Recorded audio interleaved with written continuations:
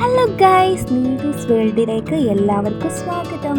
ഇന്ന് നമ്മൾ പോകുന്നത് ഒരു സർപ്രൈസ് മേടിക്കാൻ വേണ്ടിയാണ് ഗൈസ്. അപ്പോൾ നമുക്ക് പോയാലോ? വായു.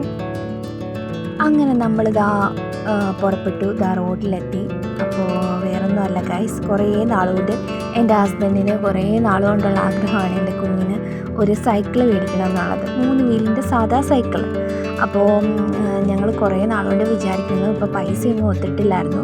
ഇപ്പോൾ ആ മണ്ണിന് ഓണത്തിന് ബോണസൊക്കെ കിട്ടിയപ്പോൾ പുള്ളിക്കാരൻ്റെ ആഗ്രഹം അങ്ങനെ പറഞ്ഞു, ഇനി എന്ത് വാങ്ങിച്ചില്ലെങ്കിലും എൻ്റെ മോനൊരു സൈക്കിൾ വാങ്ങിച്ചിട്ടേ ഉള്ളൂ ബാക്കി കാര്യമെന്ന് പറഞ്ഞു. എന്നിട്ട് ബാക്കിയുള്ള പൈസയ്ക്ക് ബാക്കി വീട്ടിലേക്കുള്ള സാധനങ്ങൾ വാങ്ങിച്ചാൽ മതി എന്ന് പറഞ്ഞു. അപ്പോൾ ഞാനും ഓർത്തു, ശരി, എൻ്റെ ഏട്ടായിയുടെ ഒരുപാട് നാളത്തെ ആഗ്രഹമല്ലേ. അങ്ങനെ ഞങ്ങളിതാ ചന്ദനത്തോപ്പിലെത്തി. അപ്പോൾ എണ്ണ അടിക്കാനായിട്ട് പെട്രോൾ പമ്പിൽ കയറി. അങ്ങനെ എണ്ണയൊക്കെ അടിച്ചിട്ട് നമ്മൾ വീണ്ടും തിരിച്ചു. റോഡിൽ നല്ല തിരക്കുണ്ടായിരുന്നു ഗൈസ്. ഓണം കഴിഞ്ഞ ടൈമാണെങ്കിലും നല്ല തിരക്കുണ്ട്. ഇപ്പോഴും വണ്ടികൾക്കൊന്നും ഒരു കുറവുമില്ല. അങ്ങനെ നമ്മളിതാ പോയിക്കൊണ്ടിരിക്കുകയാണ്. ഇത് ഷോപ്പെന്ന് പറയുന്നത് മാമൂട്ടിലാണ് ഗൈസ്. ഏറെക്കുറെ പേർക്കൊക്കെ അറിയായിരിക്കും.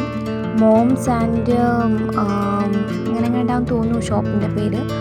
മോംസ് ആൻഡ് ബേബീസ് കെയർ സ്റ്റോറോ അങ്ങനെ എങ്ങാണ്ടാന്ന് തോന്നുന്നു ആ ഷോപ്പിൻ്റെ പേര്. അപ്പം നമ്മളിതാ ഷോപ്പിൻ്റെ അടുത്തെത്താറായി.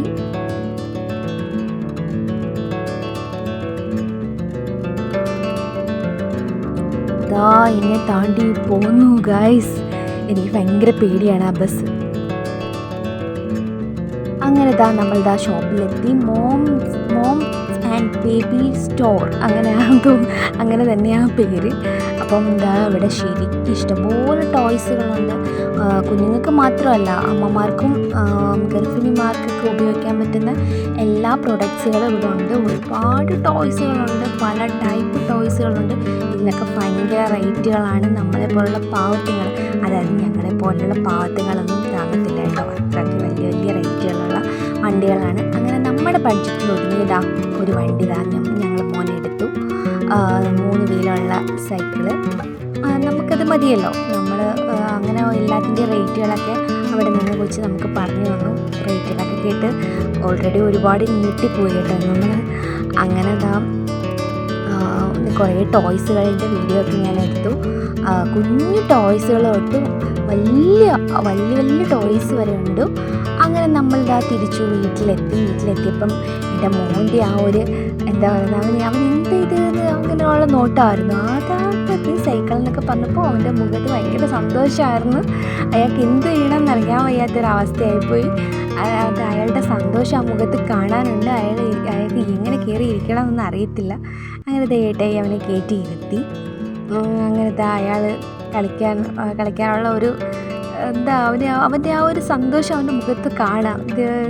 അതിൻ്റെ എല്ലാ പിള്ളേരും എങ്ങനെയാണല്ലോ, പുതിയ പുതിയ ടോയ്സുകൾ കിട്ടുമ്പോൾ അവർക്ക് പ്രത്യേക സന്തോഷമാണല്ലോ. അപ്പോൾ ആ ഒരു സന്തോഷം എൻ്റെ മോൻ്റെ മുഖത്ത് ഞാൻ കണ്ടു.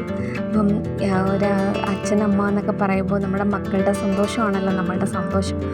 അപ്പോൾ നമ്മുടെ ഈ കുഞ്ഞു സൈക്കിൾ എല്ലാവർക്കും ഇഷ്ടപ്പെട്ടോ? നമുക്ക് നമ്മുടെ ബഡ്ജറ്റിൽ ഒതുങ്ങിയ ഒരു കുഞ്ഞു സൈക്കിളാണ് നമ്മൾ വാങ്ങിയത്.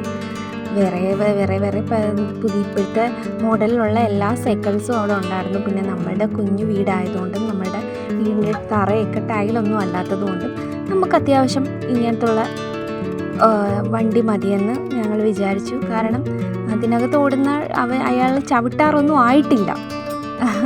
അപ്പോൾ അയാൾക്ക് ഇത് കണ്ടപ്പോൾ തന്നെ വലിയ സന്തോഷമായി.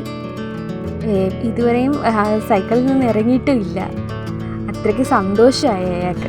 അപ്പോൾ ഇത്രയേ ഉള്ളൂ എൻ്റെ ഈ കുഞ്ഞു വീഡിയോ എല്ലാവർക്കും ഇഷ്ടപ്പെട്ടിട്ടുണ്ടെങ്കിൽ ലൈക്ക് ചെയ്യണേ, സബ്സ്ക്രൈബ് ചെയ്യണേ. Bye bye.